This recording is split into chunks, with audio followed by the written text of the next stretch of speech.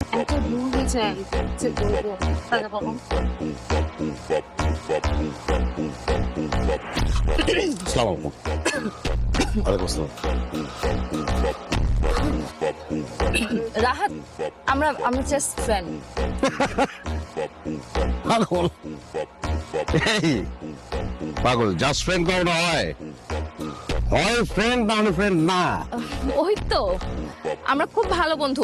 In fact মনে আছে তোমাকে মোর কথা বলেছিলাম অনেক আগে। ও তো আজকে থেকে আমিও ভালো বন্ধু। ও কিন্তু প্রায় আপনার নাম বলে।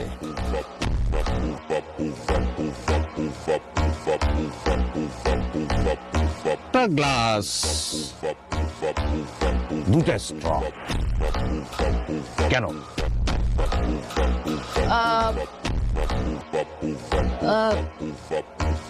আর একটা স্ট্র আনতে বলো। আমি তো ফ্রেন্ড না, তিনজনে একসঙ্গে চুমুক দেবো। আধুনিক সমাজ ব্যবস্থা। এই ভাই একটা স্ট্র দান দেই এদিকে।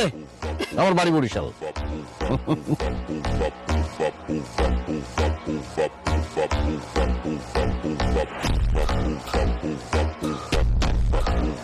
এই, তুমি আমার পিছনে স্পাই লাগিয়েছো? নিজের বউয়ের পিছনে কেউ স্পাই লাগায়? তুমি এত নীচ, এত জঘন্য হয়ে গেছো। এই, তোর শিল্প সাহিত্য বন্ধ কর। হ্যাঁ নিচ, অবশ্যই আমি নিচ, আমি জঘন্য। কারণ আমার বউ না চাইলে আমি বুঝে যাই যে তার অলংকার লাগবে। আমার বউ আমার দিকে চোখ তুলে চাইলে আমি বুঝি তার জ্বর আইছে। কিন্তু আমি বুঝতে পারি না যে তার একটা বয়ফ্রেন্ড লাগবে যার সঙ্গে সে লীলা খেলা করবে। আমি তো মানুষের পর্যায়ে পড়ি না, আমি তো জঘন্য, নিচ, আমি অপদার্থ। আমি শুনো, এসব পিকচার আজকাল এডিট করা যায়। কোন অ্যাঙ্গেলে আমার তোর বলদ মনে হয়? এই নির্মম শহরে যে টাকা রোজগার করতে পারে সে কোনোদিন বলদ না, এটা মাথায় রাখবি। না, তোমার কথাবার্তা শুনে এখন আমি একদম বিশ্বাস করতে পারছি না। তুমি এইসব পিকচার এডিট করে নিয়ে আসছো আমাকে নিচ দেখানোর জন্য। তোর যে মারমু সেই পরিশ্রমটা আমার করতে ইচ্ছা করতেছে না। আমার সাইন করা আছে।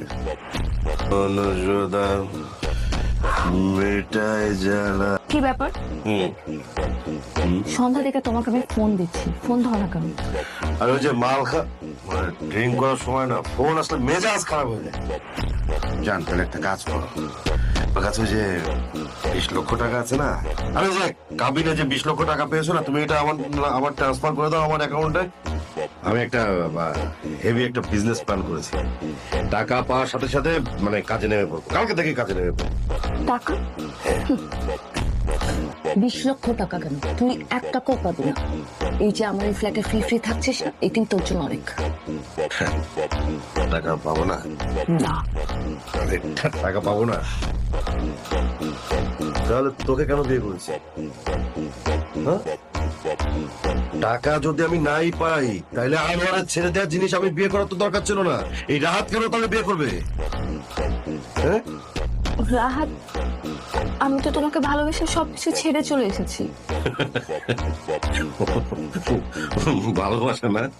ভালোবাসা? ভালো তো তোকে আনোয়ার বাসতো। তুই যেহেতু সেই আনোয়ারকে ছেড়ে আমার কাছে আসতে পেরেছিস, তুই আমাকে ছেড়ে যে আরেকজনের কাছে যাবি না তার গ্যারান্টি কি? হ্যাঁ, তোর মতো সেকেন্ড হ্যান্ড জিনিস তো বিয়ে করার দরকার ছিল না। আমার ছিল ছিল আমি নিজের হাতে নিজের জীবনটা শেষ করে ফেললাম।